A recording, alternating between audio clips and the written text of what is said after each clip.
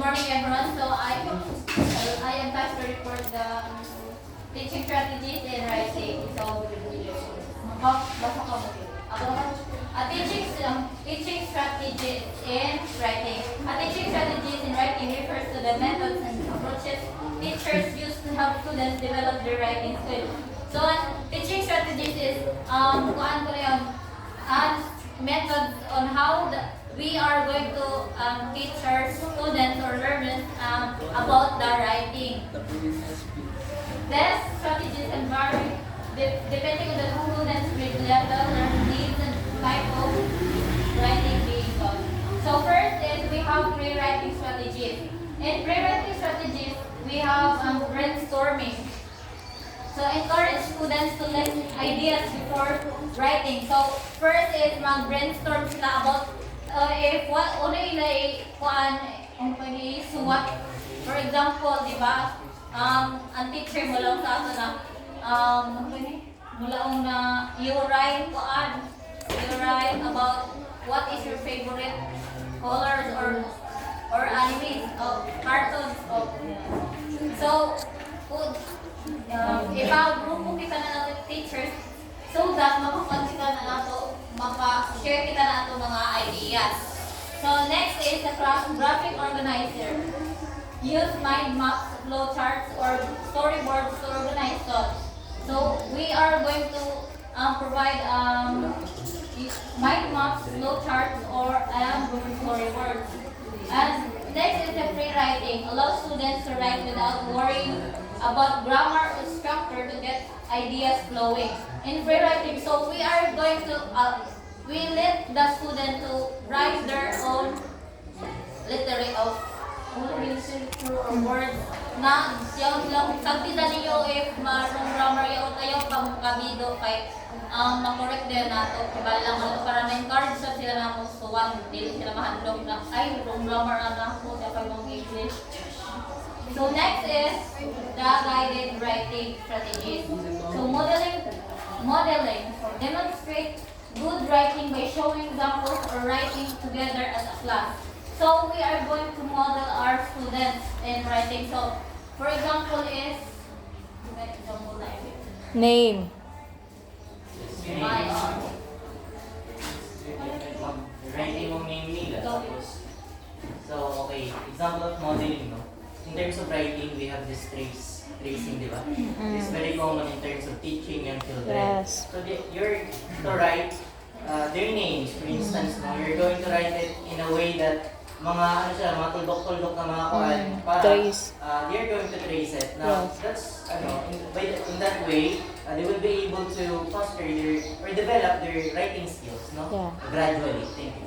okay, thank you for that, Mr. Weaver. Please give clap for. So here sa example sa ako is yon sa ako lesson plan. So yung integrate ako matunan how to write letter A. So mag-write ako di tapos yung mga students will follow. So that maka-learn sila how to write letter A. Now next is the sentence starters. So provide beginnings of sentence to help students get started. So sentence starters. So mag-provide kita ng mga kuan. For example, what is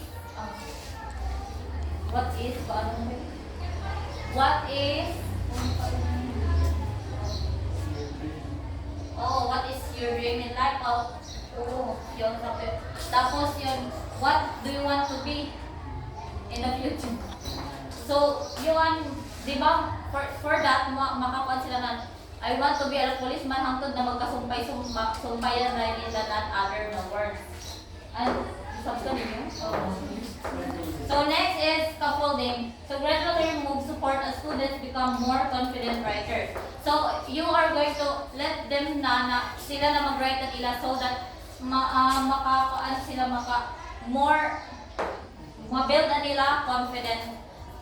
And also, makakuan sila effective writers. So next is the process-based writing strategy. So we have heard the drafting. Encourage writing without focusing too much on perfection in the first draft. So di ba, yaon sa ato ko di ba, we are one task to make a draft so that hibaw na to kung yung iba yung mga errors. And we are going to make it correct now. The next is the peer review. Let students read and give feedback on each other's work. So we are going to task to have our students have their peer review so that they can evaluate each other's work, di ba? So through that, makashare sila kung ano ilang mali. For example, si Ate Al, si Peter, magpaan sila para makashare sila kung ano ilang mga errors. And next is revising and editing. Teach students how to improve their work by checking content, grammar, and organization. So here in revising and editing, so we are nga di is ma-improve nila ang ilang mga work through checking the content and grammar. And also next is interactive writing strategies. So we have here a shared writing. So work together as a class to write a piece. So pwede na ito yung mag-pares sila para share sila ng ilang mga ideas o makabuo sila ng ilang mga writing piece. And also the collaborative writing. Pair or group students to write a story or essay together. So in collaborative writing is i-group na ito mga students na para make sila ng ilang piece with their own groups or pair. So next is the engaging and creative writing strategies. So first is the writing prompts. Give fun or thought-provoking topics to inspire creativity. Okay, Miss Nicole, can you please share your ideas in writing prompts? Writing prompts, give fun or thought-provoking topics to inspire creativity. Giving out, okay. Writing prompts, like for example, ano siguro ganun siya kung sa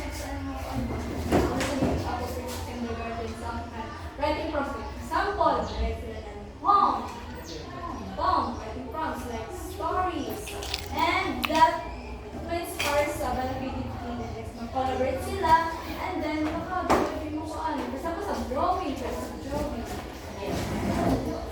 Creating fun yaw, no, in writing, no. So one of the example is you integrate technology when they trace letters. So di ba? Mas exciting para sa ila og may new na strategies para sa ila pag-write. Thank you for that. And next is the journaling. Encourage daily or weekly writing to build confidence. So di ba? So for example sa ako sa una is mga grade 3 pa kada ko yan ito. Kuan kami na maghimo ng journal bitaw sa kada semana or everyday. Amoy bandotam amo mga experiences sa amo journal. And also through this journaling is improve ang writing skills ng mga bata, di ba? So maanad na sila magsulat ng mga piece. And next is storytelling. Integrate storytelling techniques to make writing more engaging. So we are going to integrate storytelling sa ato mga students, for example. So magbasa kita ng ato mga stories. And pagkahumanan yaon is magkuhan kita na. For example, sa kindergarten. So, magkuhan kita ng question na maka-answer sila sa yung pina-essay na style. For example, what is the moral story na iyo kuan sa iyo basa? So,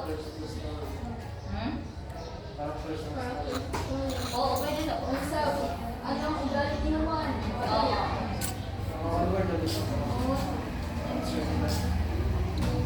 And next is, thank you for that, Miss Nicola. assessment and feedback strategies. So first is rubric. So di ba, when we are going to have our writing, so, di ba, matawag kita ng rubric or write out rubric na nato teacher to provide a clear criteria if kung ano ba yato kailangan nila sundot or flow na nato kuan. Writing, please. Next is self-assessment. Let students evaluate their own writing. So, in this is we are going to let our students na mag-evaluate na nila kuan in a work. So, for example,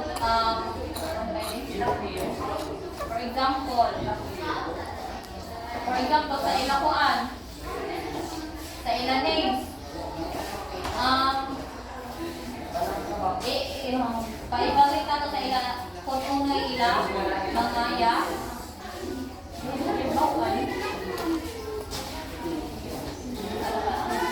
So next is, the last is the conferencing. Have one-on-one discussion to give personalized feedback.